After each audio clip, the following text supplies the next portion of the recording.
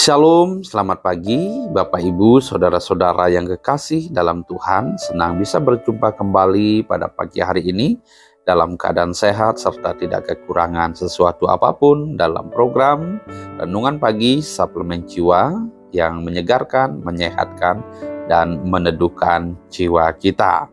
Salam damai sejahtera dari Allah Tritunggal kepada kita semua. Kiranya Tuhan akan melimpahi kita semua dengan kebaikan dan kekayaan kasih karunia-Nya, sehingga kita dapat melakukan semua aktivitas dan pekerjaan kita pada hari ini.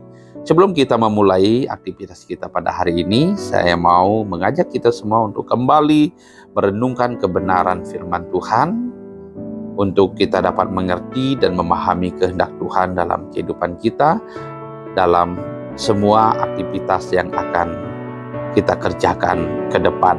Namun sebelumnya mari kita berdoa. Bapa di dalam kerajaan surga, Bapa yang sungguh mengasihi dan mencintai kami, lebih dari apa yang kami tahu, lebih dari apa yang kami lihat, kami dengar, kami rasakan, dan bahkan lebih dari apa yang sudah kami terima. Kami bersyukur kepadamu ya Tuhan untuk semuanya itu. Dan juga kami bersyukur karena Tuhan sudah memimpin kami sepanjang malam yang boleh kami lewati. Hingga pagi ini kami boleh bangun dalam keadaan sehat serta tidak kekurangan sesuatu apapun. Jikalau ada di antara kami ya Tuhan bangun dalam kelemahan fisik, kami berdoa kiranya Tuhan melawat dan memberkati mereka, sehingga mereka dikuatkan kembali dan diteguhkan di dalam melakukan semua aktivitas yang ada di depan. Terima kasih ya Tuhan. Sebelum kami memulai aktivitas kami hari ini, kami rindu untuk membaca dan merenungkan kebenaran firman-Mu. Oleh karena itu Tuhan, terangilah hati, pikiran, dan perasaan kami dengan firman-Mu, sehingga firman-Mu memberikan petunjuk bagi bagaimana kami harus hidup di hadapan Tuhan. Terima kasih, berfirmanlah kepada kami siap mendengarkan firman-Mu. Haleluya, amin. Puji Tuhan, saudara-saudara yang kekasih di dalam Tuhan Yesus. Saya mau mengajak kita pada pagi hari ini untuk membaca dan merenungkan firman Tuhan dari kitab Amsal pasalnya yang ke-15 ayat yang ke-14. Sekali lagi, saya mau mengajak kita untuk membaca dan merenungkan firman Tuhan dari kitab Amsal pasal yang ke-15 ayat yang ke-14. Demikian firman Tuhan. Orang yang berpengertian mencari pengetahuan, tetapi mulut orang bebal sibuk dengan kebodohan. Sekali lagi, hati orang berpengertian mencari pengetahuan, tetapi mulut orang bebal sibuk dengan kebodohan. Demikianlah pembacaan firman Tuhan pada pagi hari ini. Berbahagialah setiap orang yang mendengar firman Tuhan, merenungkan serta melakukannya dalam hidup sehari-hari. Terpujilah nama Tuhan. Haleluya. Tema kita pada pagi hari ini adalah orang yang berpengertian dan orang bebal. Tema ini sudah tersurat dengan jelas di dalam teks pembacaan firman Tuhan dalam Amsal 15 ayat yang ke-14 sebagaimana yang sudah kita baca tadi. Jadi pasti akan ada dan selalu ada perbedaan antara orang yang berpengertian dan juga orang bebal. Ya. Dalam konteks ini, perbedaan yang paling menyolok antara orang yang berpengertian dengan orang bebal adalah tentang kebijaksanaan dan kebodohan. Sekali lagi, perbedaan yang menyolok antara orang yang berpengertian dengan orang bebal adalah hal tentang kebijaksanaan dan kebodohan. Jika kita melihat dengan seksama bacaan tadi dalam Amsal 15 ayat yang ke-14, maka kita akan menemukan bahwa yang pertama, orang yang berpengertian tidak pernah berhenti untuk belajar. Ini sangat menarik dan sangat baik sekali untuk kita renungkan bersama-sama bagaimana kita menjadi pribadi-pribadi yang memiliki pengetahuan yang baik dan benar.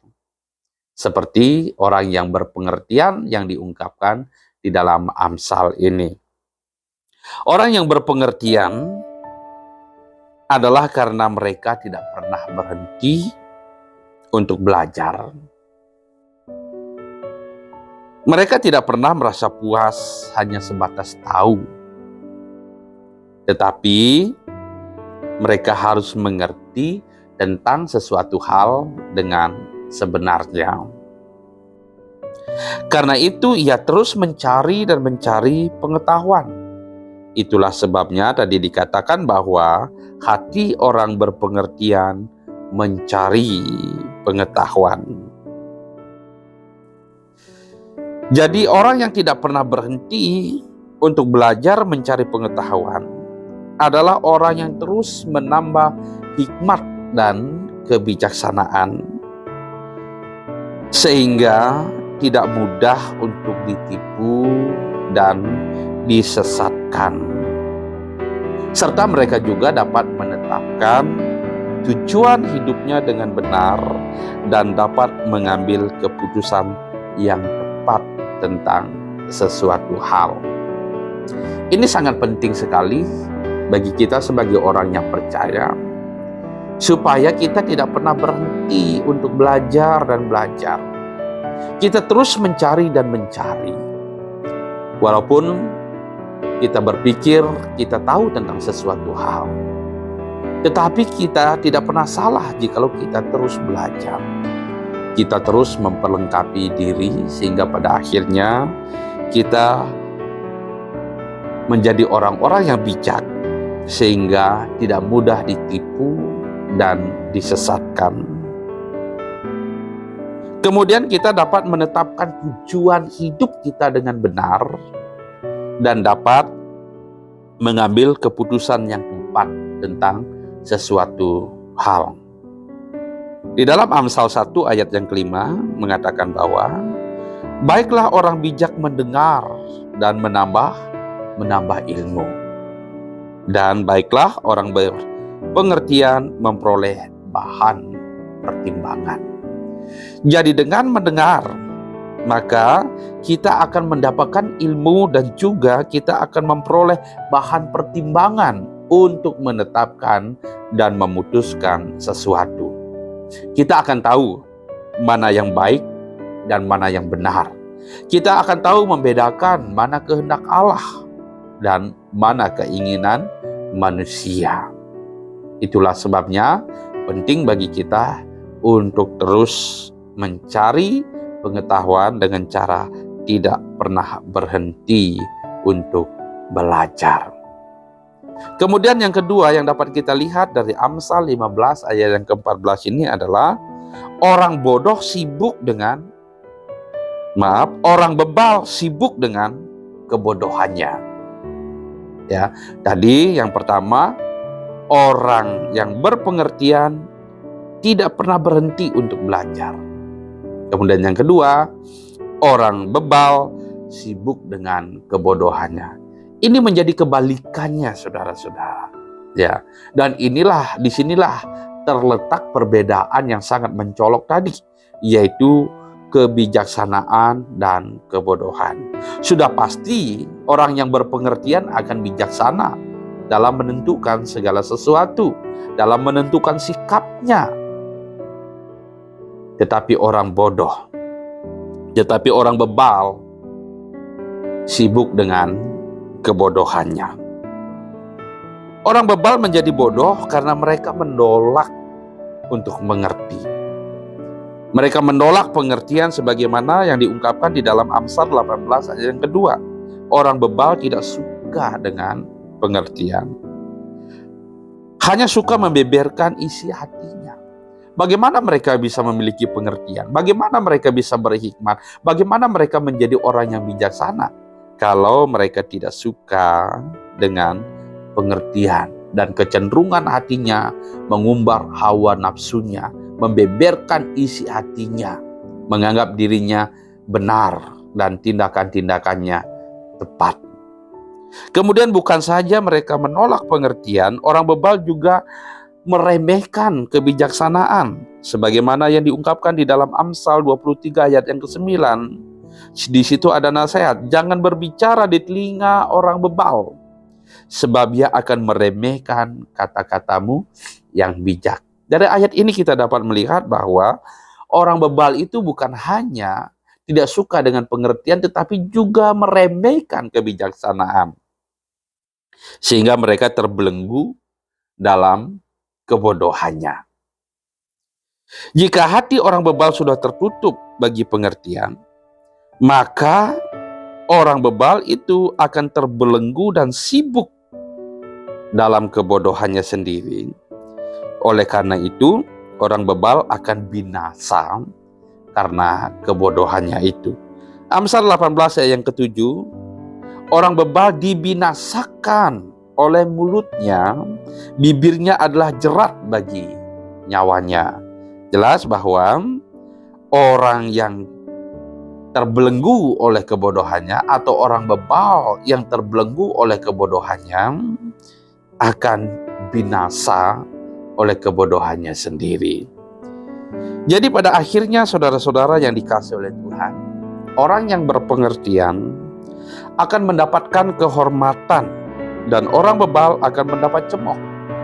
Itulah bagian mereka masing-masing. Artinya orang yang berpengertian, orang yang memiliki pengetahuan, orang yang memiliki wawasan, orang yang bijaksana, mereka akan dihormati. Sementara orang bebal yang hidup dalam kebodohannya akan dicemooh. Amsal 3 ayat 35 mengatakan, orang yang bijak akan mewarisi kehormatan, tetapi orang bebal akan menerima cemooh.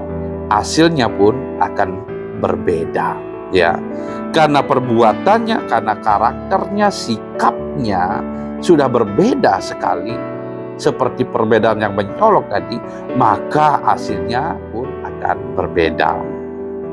Orang yang bijak akan dihormati dan orang yang bodoh akan dicemooh. Jadi orang yang berpengertian akan menyelamatkan dirinya dari kesesatan dan orang bebal berjalan menuju kebinasaan. Mana pilihan kita? Mau terus belajar atau tetap terbelenggu oleh kebodohan kita? Mari kita selamatkan diri kita dari kesesatan.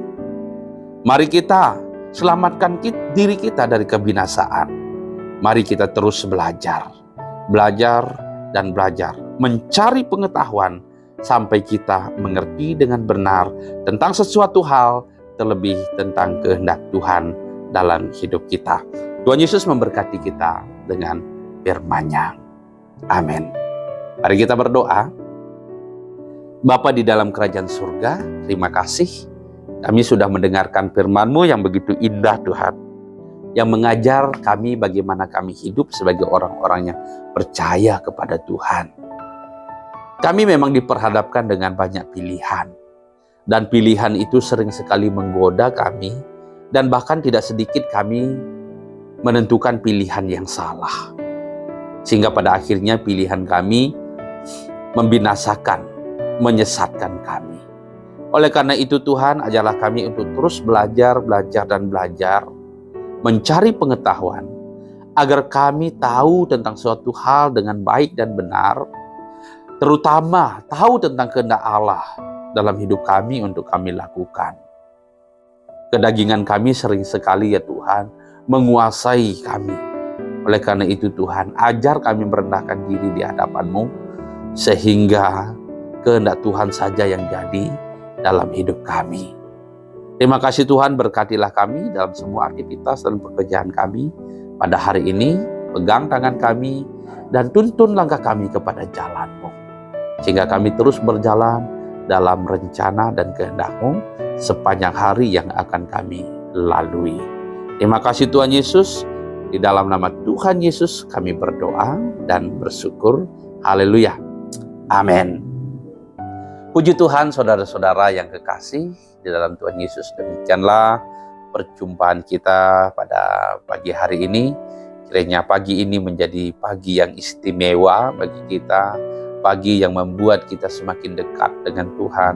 Pagi yang membuat kita semakin intim dengan Tuhan. Pagi yang membuat kita semakin bergairah dalam menjalani kehidupan.